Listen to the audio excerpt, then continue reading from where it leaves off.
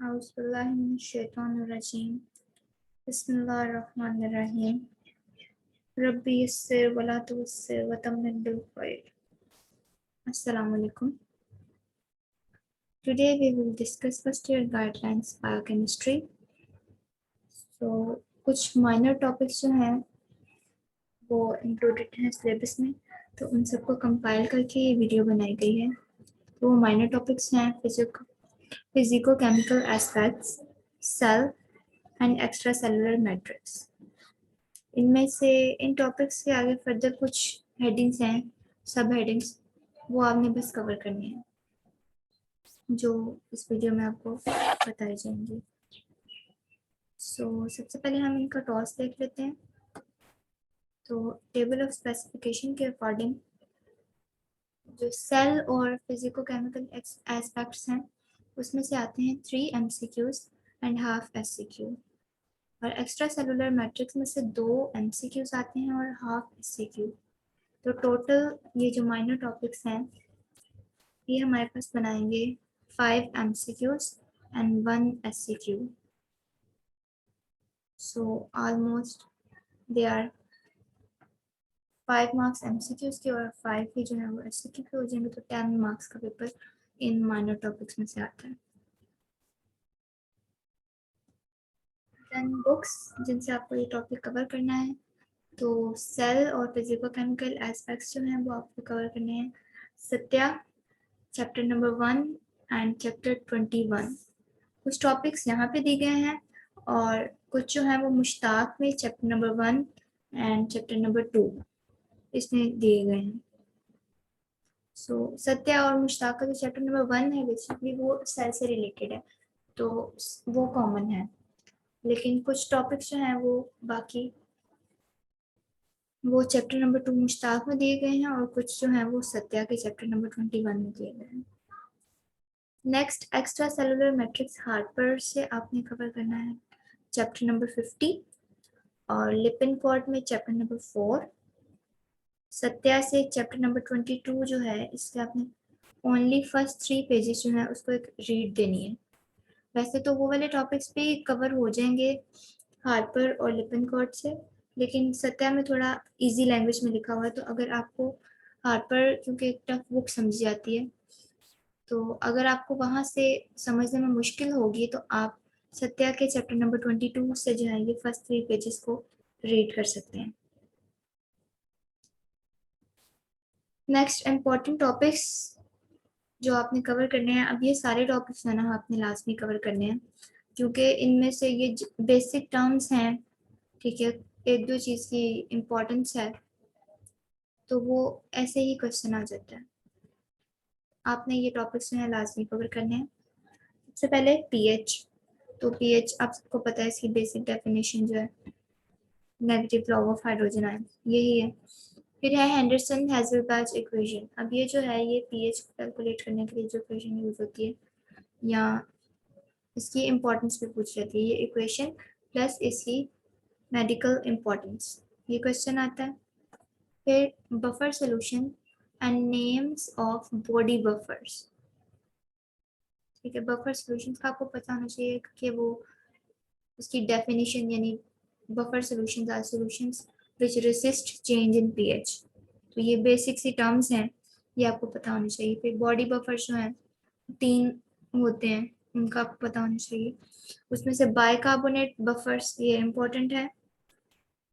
ऑसमोटिक pressure की definition, फिर इन solutions का आपको बताना चाहिए, ये भी जनरल सी टर्म्स हैं कि isotonic, hypertonic and hypertonic solutions. फिर जो टॉपिक है इम्पोर्टेंट वो है importance of plasma colloidal osmotic pressure, जिसको ऑनकोटिक प्रेशर भी कहते हैं, इसकी भी आपको डेफिनेशन पता होनी चाहिए और ये प्रेशर किन की वजह से होता है, तो ये प्लाज्मा प्रोटीन्स की वजह से होता है ऑनकोटिक प्रेशर। फिर विस्कोसिटी, डिहाइड्रेशन, मोलैलिटी, इनकी भी आपको डेफिनेशंस पता होनी चाहिए। Anion gap definition with example, ये class test plus university question है anion gap.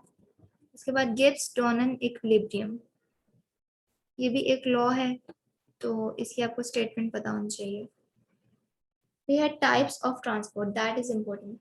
Types of transport में बेसिक क्या है, एक्टिव ट्रांसपोर्ट, पैसिव ट्रांसपोर्ट, और इसकी फर्दर आपको सब क्लासेस पे पता होनी चाहिए। फिर है एसिडोसिस एंड अल्कलोसिस। इससे रिलेटेड जो है वो सिनेरियो बेस्ड क्वेश्चन आता है।